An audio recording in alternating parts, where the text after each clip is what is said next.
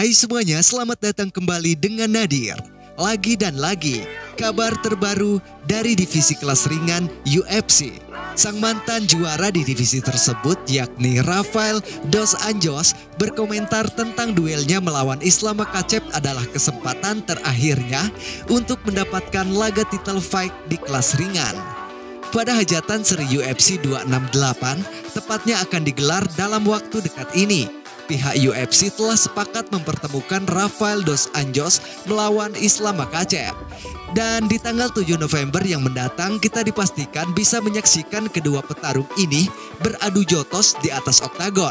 Rafael dos Anjos sendiri seorang mantan raja di kelas ringan, namun saat ia berhadapan melawan Eddie Alvarez, Rafael dos Anjos kehilangan tahtanya sebagai penguasa di divisi tersebut.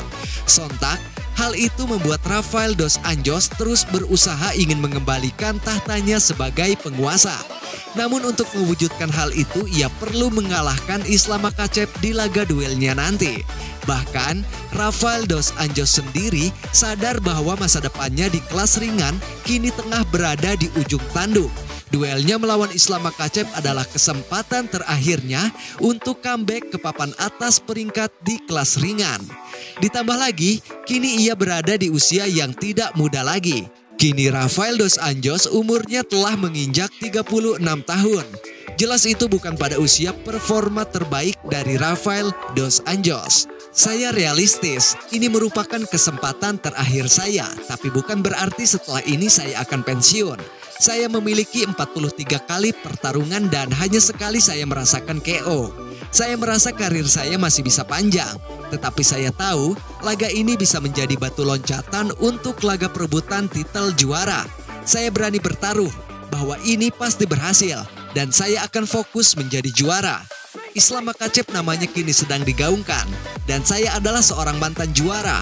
Saya memiliki segalanya untuk bisa kembali merebut sabuk juara, kata Rafael dos Anjos. Jelas apa yang dikatakan Mang Rafael dos Anjos, pertarungannya melawan Islam Makhachev adalah pertarungan untuk menentukan masa depannya di kelas ringan. Tapi yang jelas, Rafael dos Anjos sendiri sangat-sangat optimis dirinya bisa meraih kesuksesan di UFC 268 nanti. Saat ini saya hanya fokus kepada Islam Makhachev dan saya tahu saya akan menang.